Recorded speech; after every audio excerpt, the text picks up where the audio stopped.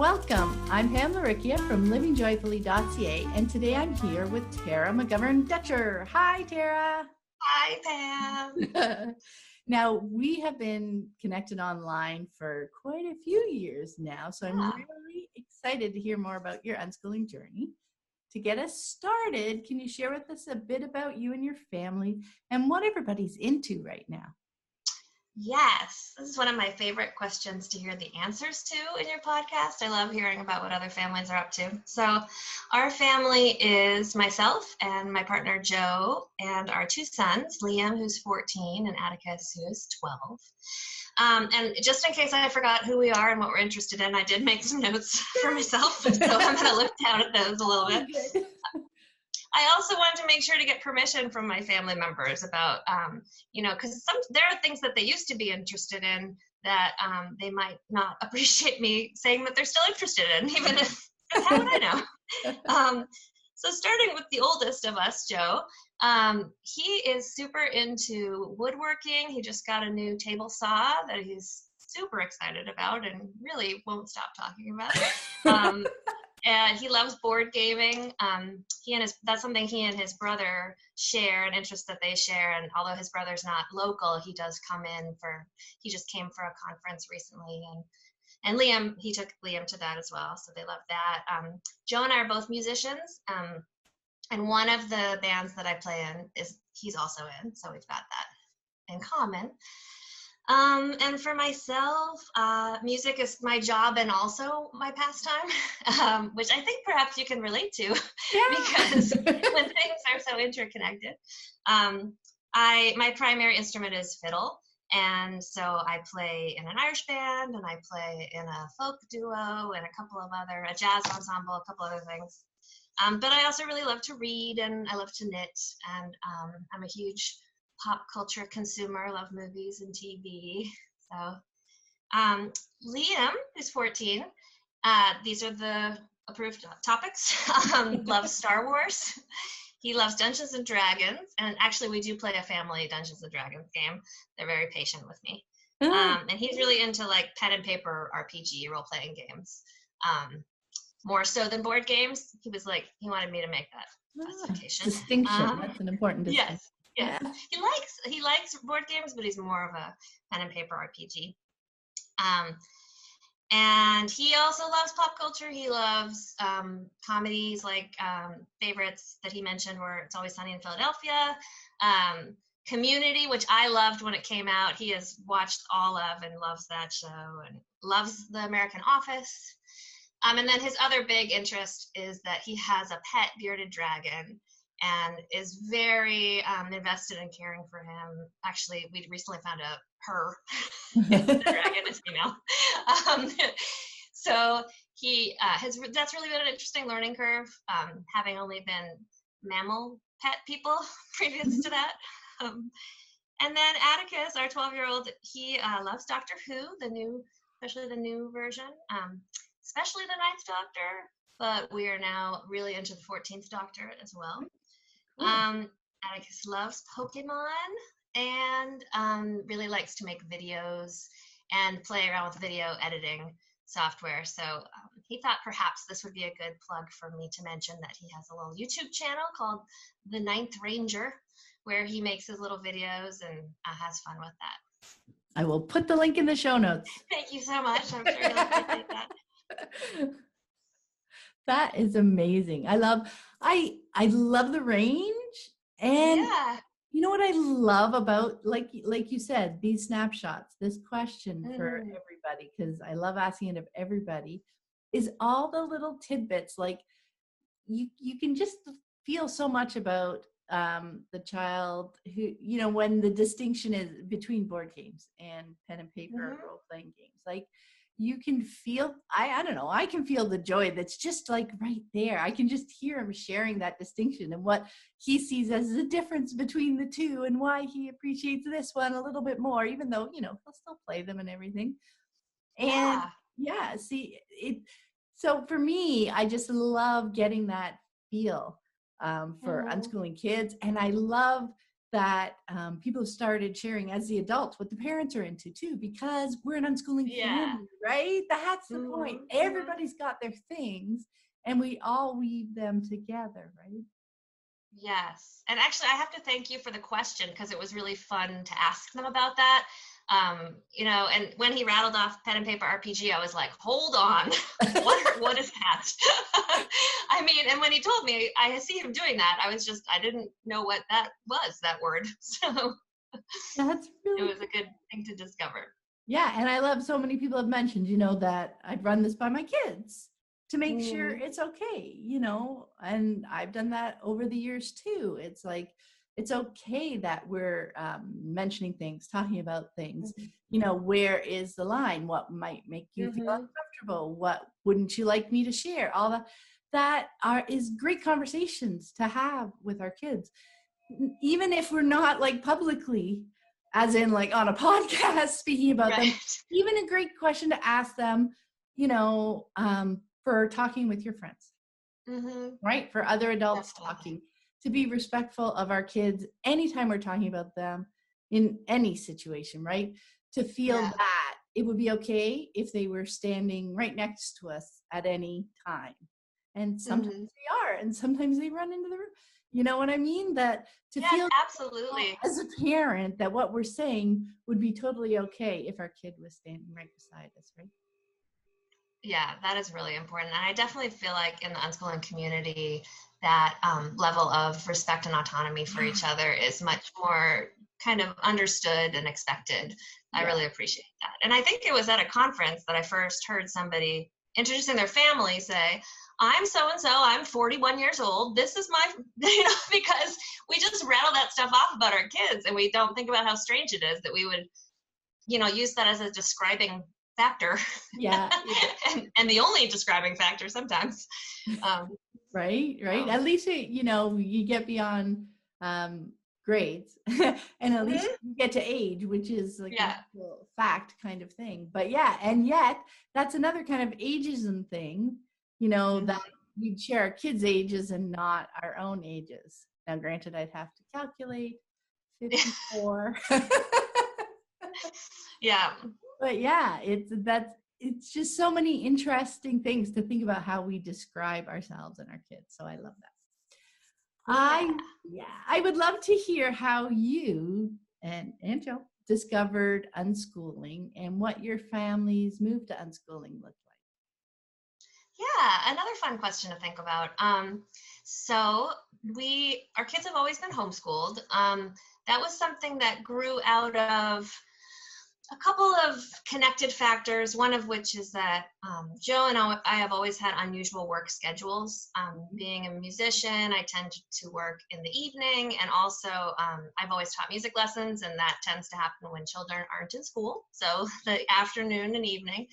And Joe is a corporate trainer, and he sort of works whenever the class is hired to work for, so his schedule moves around a little bit. So when we're having children, we were looking at our schedules and thinking, if we went a traditional route, we weren't really sure when we would actually ever see them, because our work schedules were not really conducive to sending children to school. And then combined with that, before Joe went more in the corporate direction with his career, he was actually studying a master's in teaching, and got really jaded about the school system in general and unhappy with what we were seeing around us. And so I think those two factors together moved us to homeschooling. As far as unschooling, this is something I thought a lot about, and I realized I can probably trace it to one of your former guests, my friend Heather Clark, who you've talked to about world schooling. She is local to us, not super local, but close-ish. And we were taking a homeschool fencing class with Heather and her child. And Heather has always been just a really kind and approachable person when it comes to talking about all of her interests. And so at one point, I asked, knowing that they were unschoolers, I asked her, like, what is that? And she told me a little bit, and then also kind of let me know about this conference that was coming up. And from the description, I realized like that was kind of our approach already, to take a more unstructured, like interest-led approach. But I assumed I was just homeschooling incorrectly, and rather than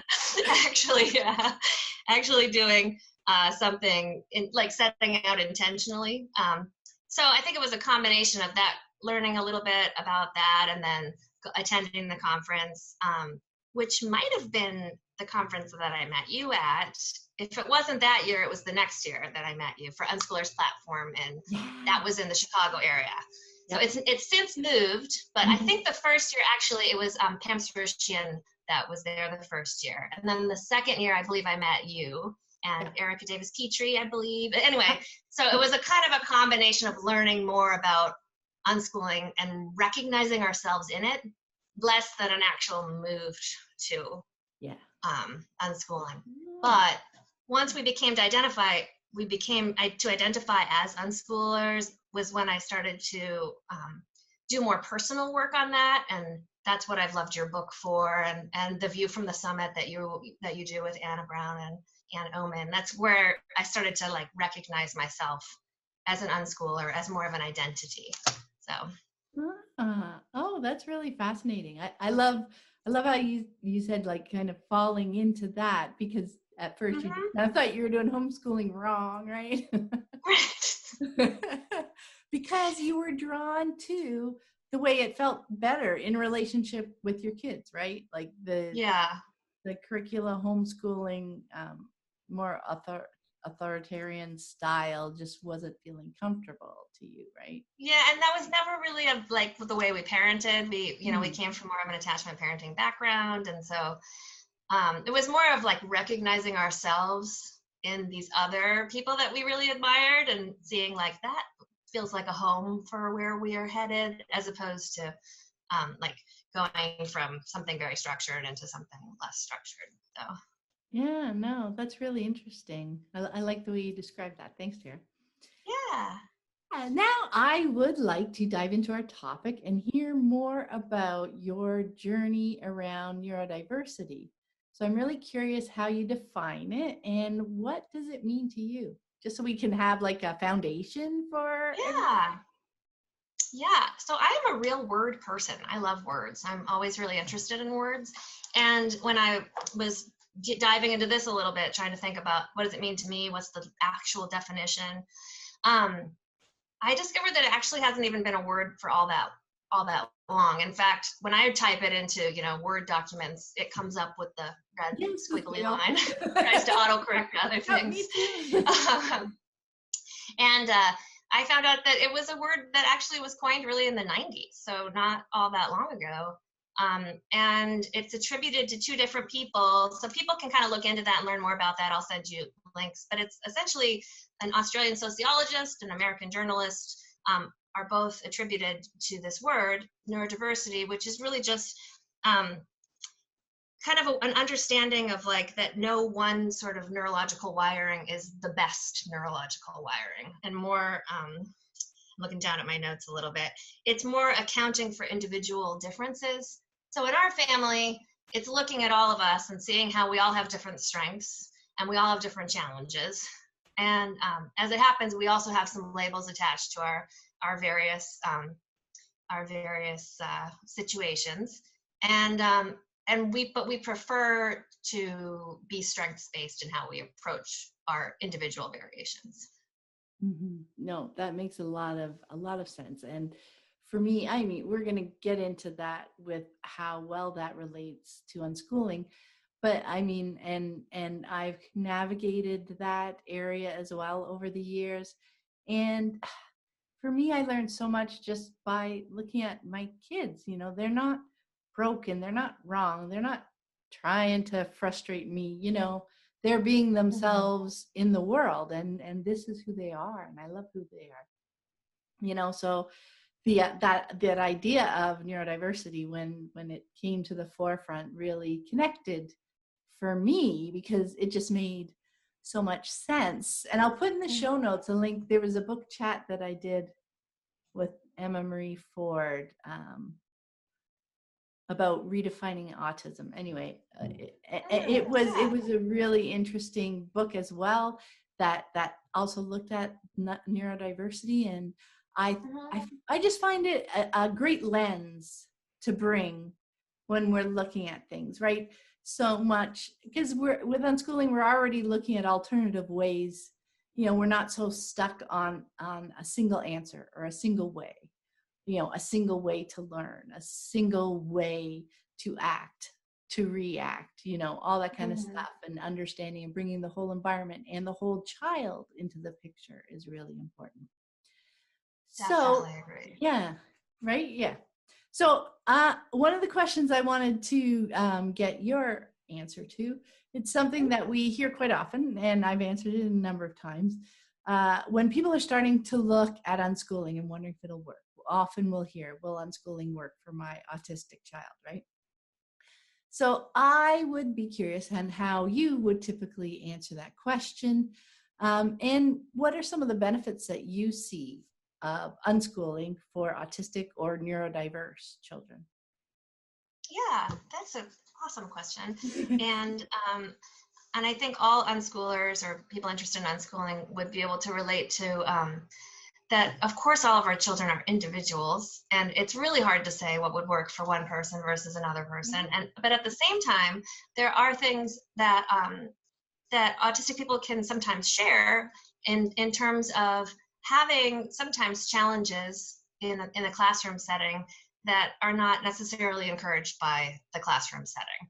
And so in that sense, I feel like I can safely say that every child, I feel, would be well served by unschooling.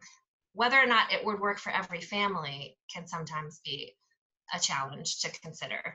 But so it's my youngest son, my 12-year-old, who's autistic, and in his particular case, there are some ways that he engages with his learning that would be really distracting in a classroom setting. For example, there's a lot of walking around that happens when we're processing an idea.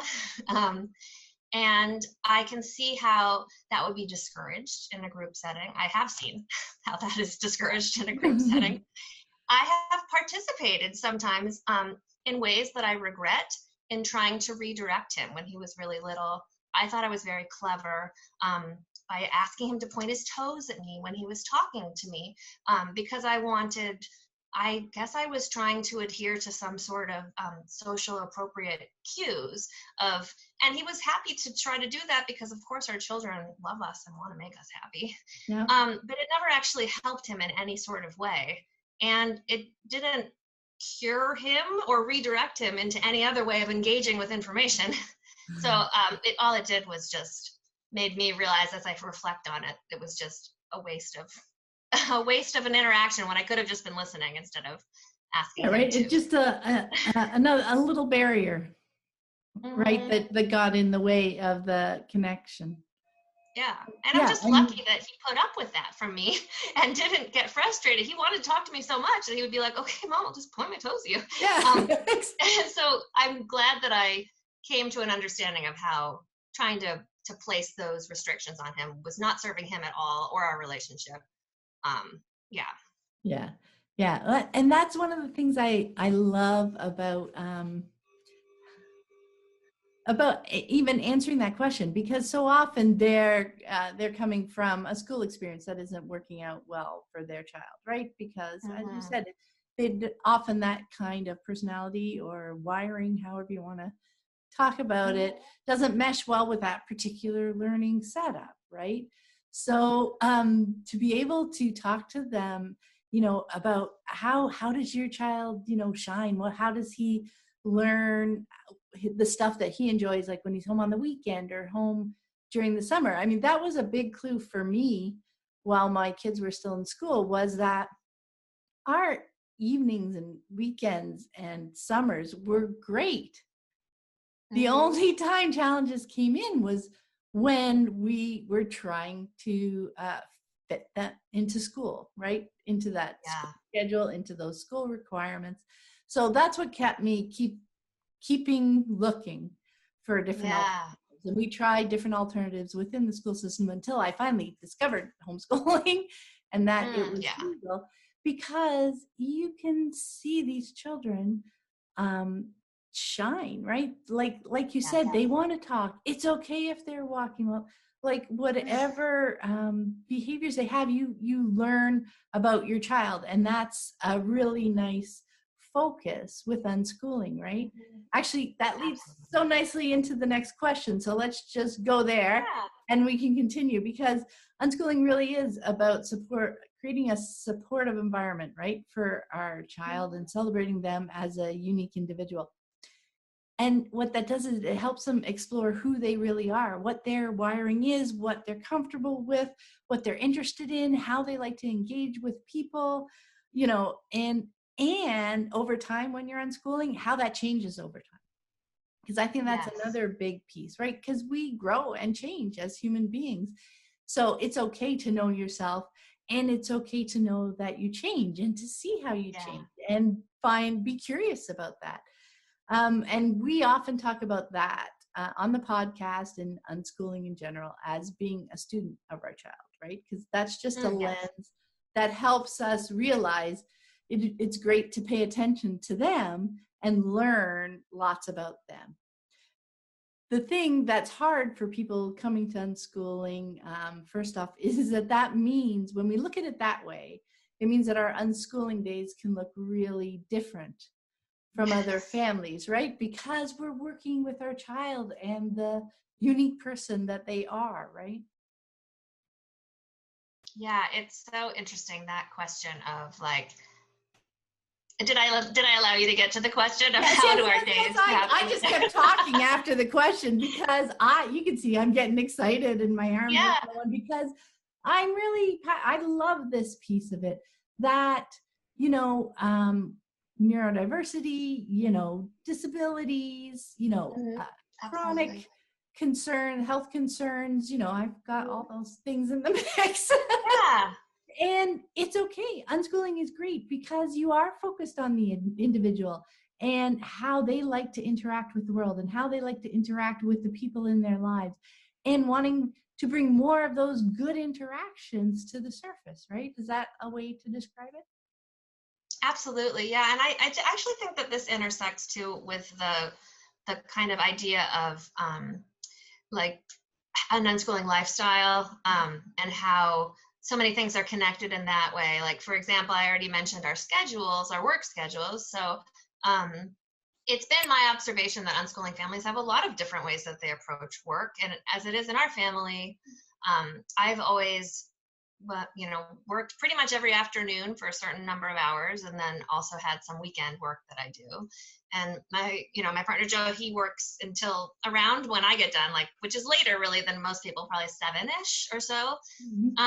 And so we already had that restriction placed on our life, but it's lovely that that's really the only restriction on our family life, because when I'm wrapping up work and Joe's getting home and Liam and Atticus are sort of kind of coming to closure with whatever they're working on, we have this whole evening that doesn't require us trying to get into bed at a particular time to wake up at a particular time in the morning. We just have sort of an open amount of time to be able to use the time that we have. So, and kind of similar to that, the way meals work here too are very much eating when we are feeling like we need to, and approaching family meals in a way that doesn't necessarily fit neatly into the family kind of structure that you might expect for somebody trying to fit into a different set of hours.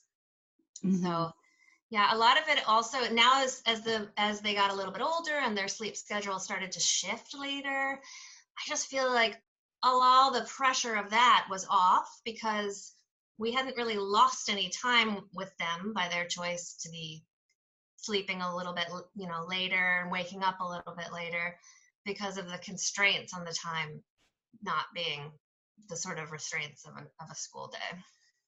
So did things go reasonably smoothly? Because your kids have been home always, right? They haven't been to school. And you guys have been working those hours when they were younger. So there was a few hours in the afternoon where you and Joe were both busy. Yeah. Work. So how did that work out with the kids? Yes, good question. So right now, of course, they're 12 and 14, so this is a little bit different. But for a bunch of years, we had either a caregiver coming to our house during that time period for those really like 4 hours an afternoon. There was a brief period of time that the kids went to an after-school program during that period of time that was actually run by the city. And it ended up not being a great fit for them because it was just all of the kids there were from one particular school.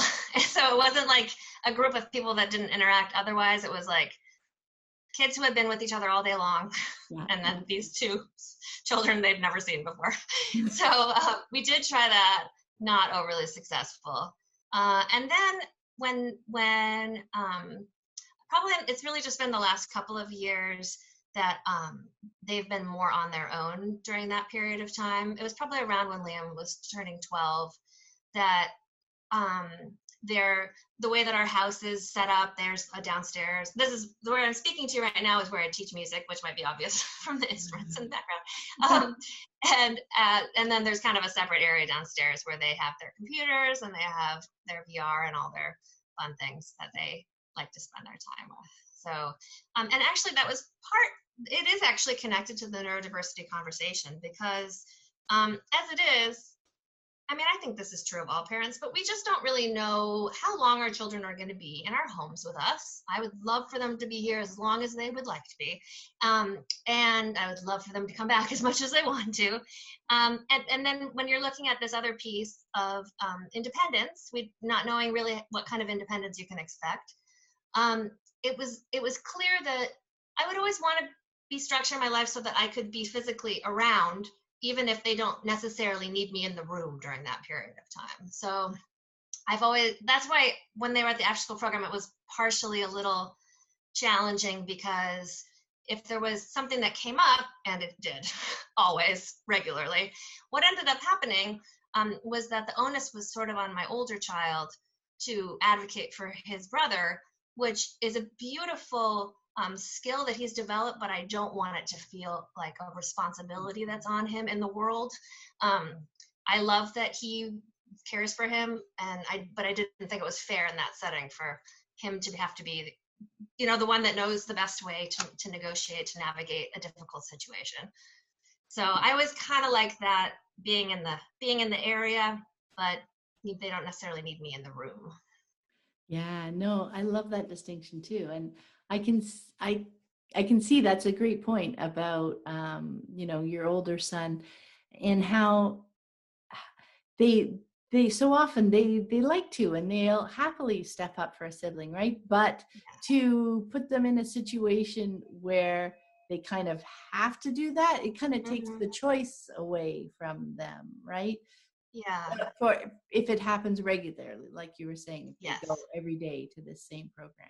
I love the way you described just being accessible, right? And that's something that we navigate through it for our unique children, isn't it? Definitely. To be by, or in whatever way they need us, like that. He's okay knowing that you're nearby, and if you need help with anything, navigating something that comes up, he knows that he can come grab you, right? Yes. Yeah. So there's a comfort level. And, in that situation, if the more he needs you, that's okay. Like you said, if as long as they want to stay and live here, that's great. That's fine. That's another thing that I love about Unschooling Families, because it's about the relationships, and it's about the people, and it's about the needs of the people, and it's not dependent on the age. Yes, right? Totally.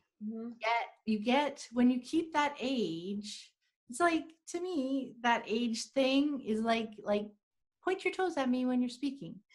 It's just that one little bit, like, it doesn't stop conversation. Right. It doesn't break connections, but it's that little extra barrier, that little extra hump that's in the way, even if it's in your mind, even if you're thinking he's 7 years old and he should be able to tie his shoes, Right. when you're thinking about things, based on age, you're not thinking about the actual person in front of you. Mm-hmm. When you're thinking about expectations on what they should and shouldn't be able to do, you're not looking at the person in front of you. So that student of our child just keeps reminding us to go back to the child and understand them and their needs. And that's what's important, no matter what else, right? Yeah.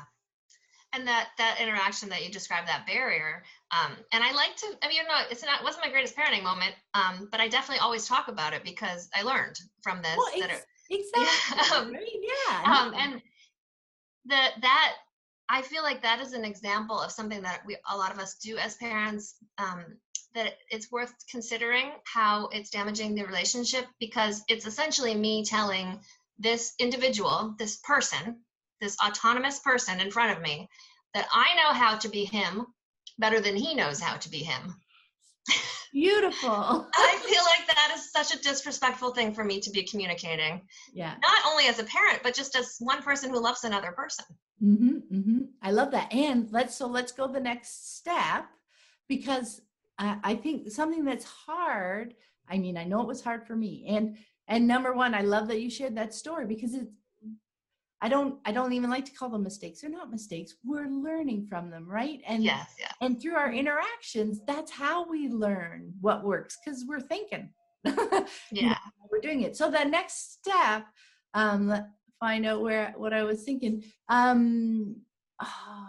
is this autonomous being. We don't want to be telling them how to be themselves, that we know better how to be them, right? Then that doesn't mean stepping back. I think a first reaction often when people are first thinking about these ideas, oh, well, I shouldn't be telling them. And I think that makes them step back a little bit versus engaging with them, helping them. That's the piece. You still have conversations with them, about how they're comfortable talking to people. If he's walking around, if you're comfortable with it, other people might not understand it. So you're having like conversations about that when it's appropriate, when it's useful for them, or maybe they're curious, like, why aren't they listening to me? Or, these things come up and you have these conversations, but you're looking at it through their lens, not through our own, right? It's not us telling them how to better be them. It's us talking with them and helping them be the them that they want to be. Does that distinction make sense? Absolutely. Yeah, I think that's I love that you took it to that next step, because I feel like that's really important to consider, that, entering into a relationship, not just me saying, okay, it's enough that I recognize that I shouldn't be telling you how to be yourself, but to enter into it and see who are you? Show me who you are. Let me bask in this. And how can I help you as you're learning more about who you are and who you want to be and what you want to do today? There's so many other ways to engage and connect with a person other than just seeing them who we think they should be, and just no matter how politely trying to help them along, you're not helping them become more self-aware or understand themselves better when you think a better way that they kind of should be. And it sounds more negative when you put it into words, word people. Yes. But right. We do it with the best of intentions until we start to realize, oh, look, that is my view of who I think. Even my view of who I think you want to be is different from your view of who you want to be. That's another one of those little barriers that's in our way that we kind of want to peel away and bring fresh eyes, don't we? Yeah, that makes me think of what you just said. Makes me think of I had a little bit of I think it was when I was working through the View from the Summit. There was so much challenging and interesting stuff through that, those videos and learning from that. And I remember having a realization one day about how important reading was to me as a child, not just because I love to read, but also because it was an opportunity for me to escape into this activity that was really immersive for me. And I sometimes had a need to escape. And then when my own children came to reading, and this has actually ebbed and flowed and changed through the years, but at the moment when the realization was happening, both of them were able to read, but neither of them were really excited about it. And like, it wasn't something that they went to as absorbing and with happiness and interest. And I had all this sadness I was carrying around because I was sad that they didn't have that escape, that feeling that I had from reading. And then I think somehow one of you geniuses helped me realize that they absolutely had that. It just wasn't reading. It was something else for them. I completely remember that. I was so hung up on that coming from reading. Like, it was the only way you could get there. Yeah. Right. Because I mean, that was me growing up. You know, I was in the books all the time and laying down, and my parents like, go outside. But I just love to escape, like you said, in the book. And I remember that same realization, you know, when you're like, oh, the kids are reading and they're not, you know, scarfing down books the way I was. And I thought they were missing out. But yes, then when that's one of the things, when things are feeling challenging and I'm not sure, I go to the kids and look at them, back to the being a student. And I came to realize how they were still engaging with story. They still had things that they loved with as much passion as I loved reading. And it doesn't have to be the exact same interests that I have, you know. That is such a great point, because that is, I think, a really huge piece on deschooling, that realization of what is interesting for us versus what is interesting for them.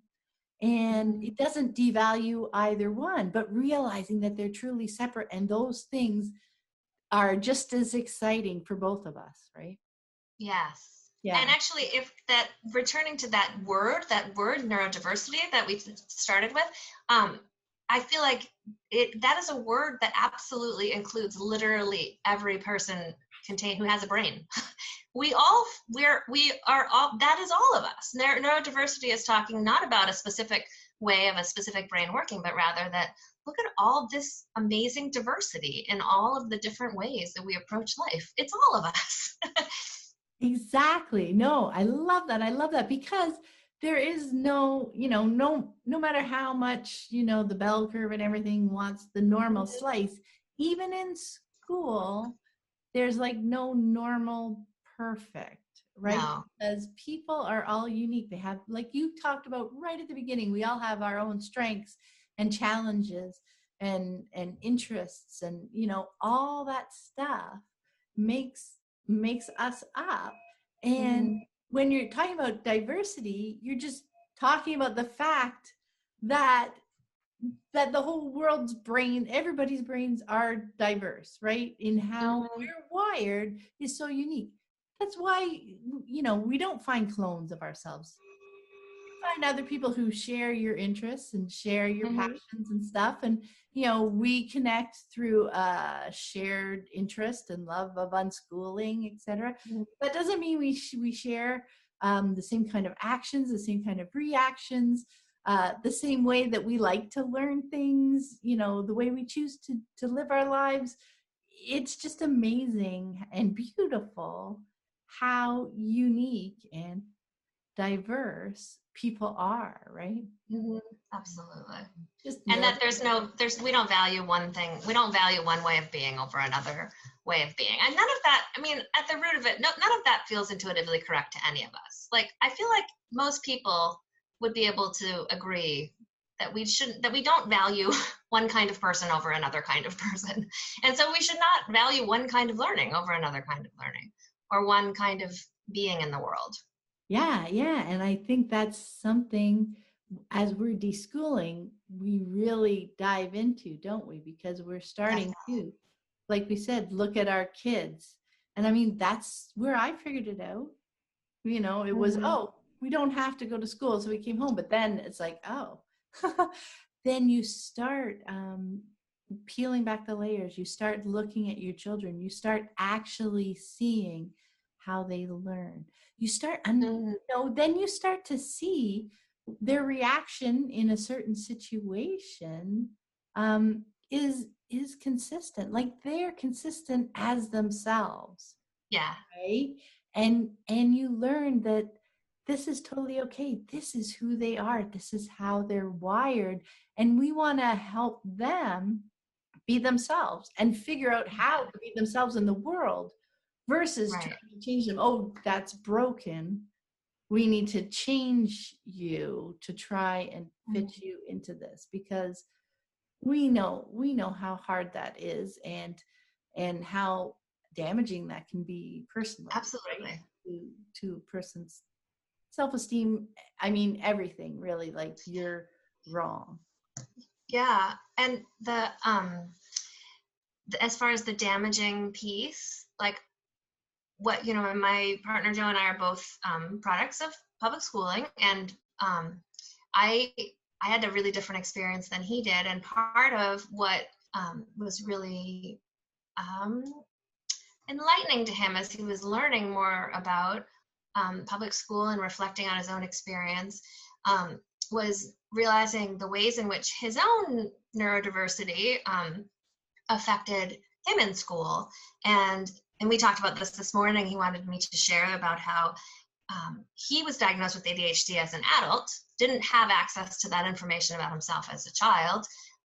And so some of the anxiety and shame and depression that came from not fitting into a particular appealing student really stayed with him as an adult and helped him to really reflect on why he didn't want that for our kids. And at the time he was doing that work before we had children. He was also, when we were deciding to keep them home, we didn't know that Atticus was autistic. We were having those conversations before Atticus.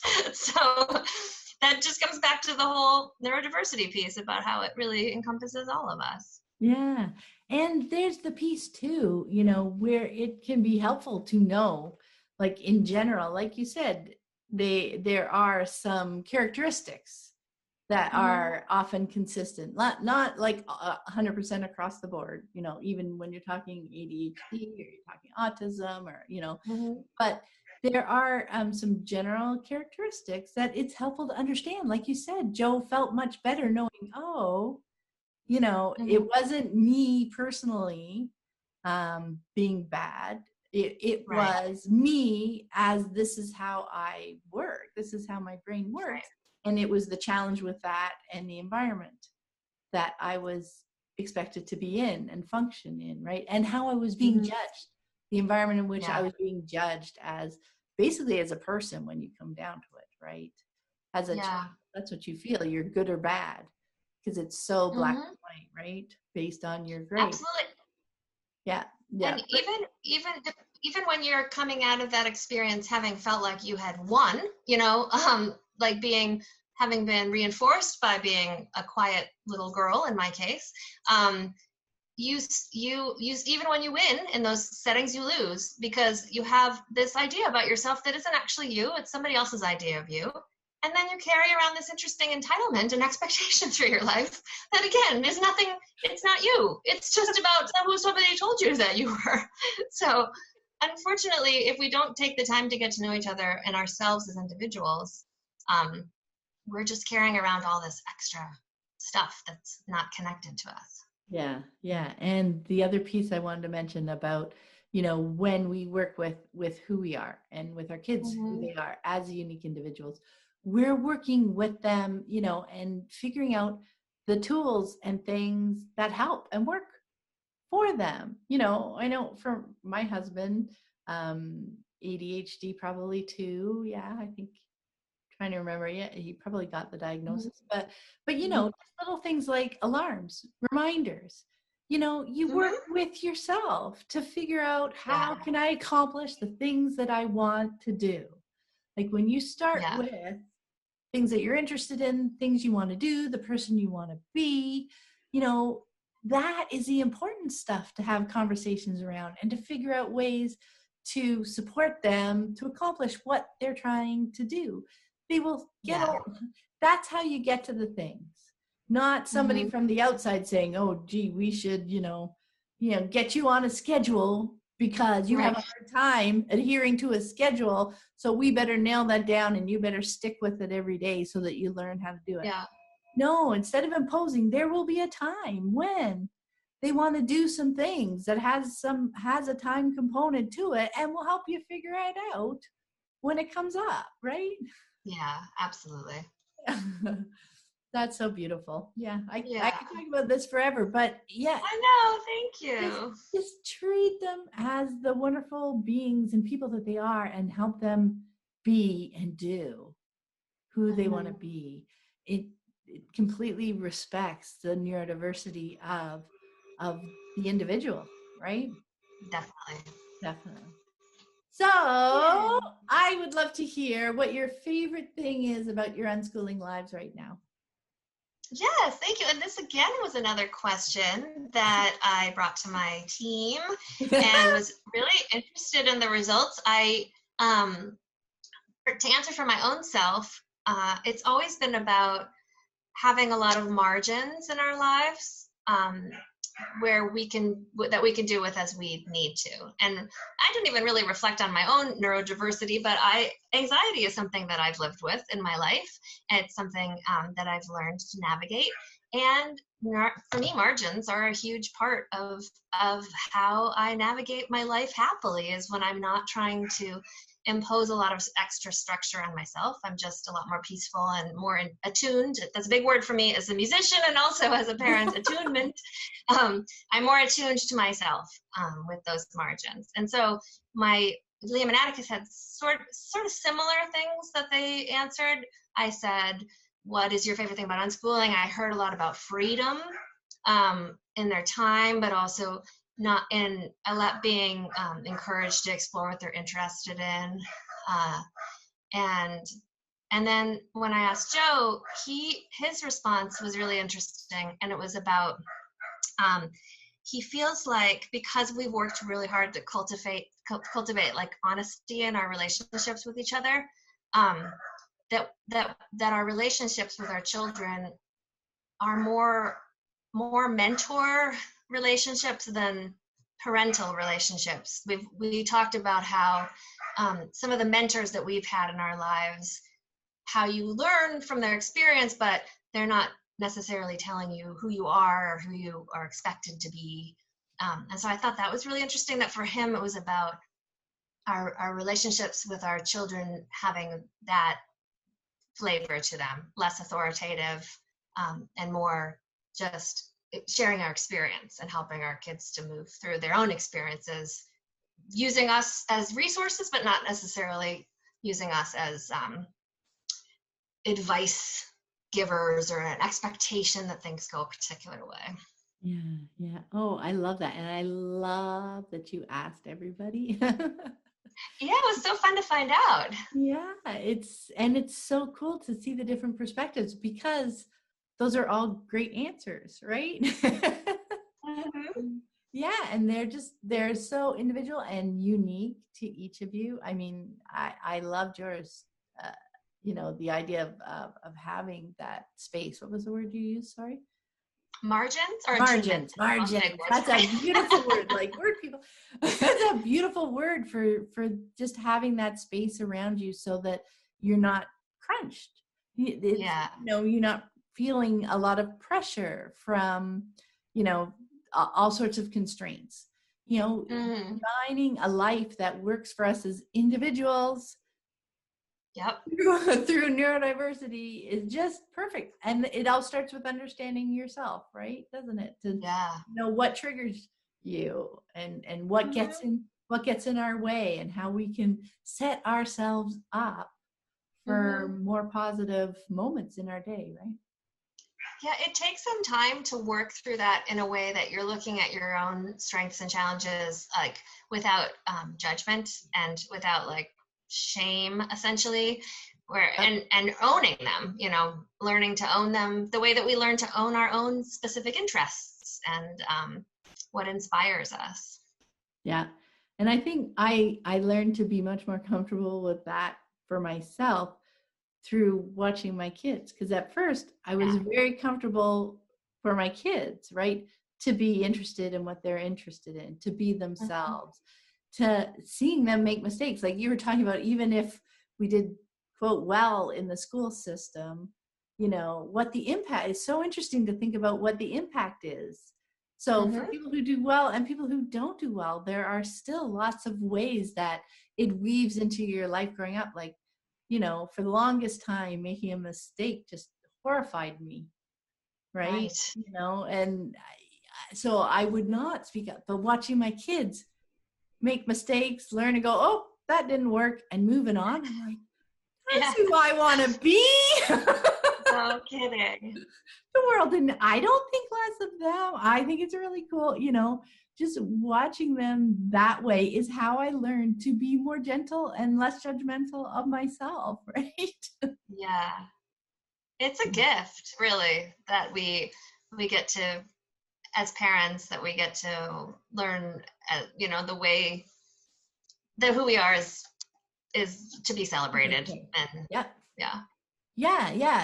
it's okay to be who we are, and that helps us, like we were talking about before, separating ourselves from them, right? And not to realize how often in just ongoing conversation we can accidentally like slip little expectations and little judgment pieces in, you know, once your eyes kind of open to that, it's interesting to see. And it's so fun to take that next step and just completely just connect with them where they are. Like to me, when that would get in my way, I'd be just get in the moment with them and play with them at what they're doing, trying to release any of the rest of those voices, judgments, whatever was running through my head, and just be in the moment. Oh, so joyful when I managed to do that, right? And then I realized that, oh, geez, everything went so much better when I was able to do that, to discard all those voices and things and just focus on the joy of the moment. Then our relationship got better, our connections got better. We learned more because we were just enjoying the moment, right? Like everything sprung from there. Wow, you got me talking a lot. Love it. I love it. Yeah. But I mean, the joy is something that everybody that is at the forefront of both people in a relationship. I think that, you know, if you're having difficulty finding some common ground, like that's a beautiful place to begin. Yep. And no matter who you are, right? No matter how you're wired, what you like, it's all beautiful. Well, thank you so much for taking the time to speak with me. Pam, you've given me so much with your work. You've given me so much opportunity to examine and learn. And so I really appreciate everything that you've given to us. Oh, thanks so much. And thanks so much for sharing your insights from your journey, because I think we will connect with a lot of people. I really had so much fun chatting with you. Thank you. You too. Now, before we go, where can people connect with you online? Yeah, I am all the places. I'll give you all my links. My website is McGovern.com. That's a lot of it's my music, but everything gets folded in there, so you'll see all kinds of things on that. And then I'm on Facebook and Instagram, and Twitter. You know, I'm all the places. So happy to make new friends. Yay! And I will put all those links in the show notes as well. Thank you so much, Tara. Have a wonderful day. Bye. Thank you, Pam. You too. Thank you.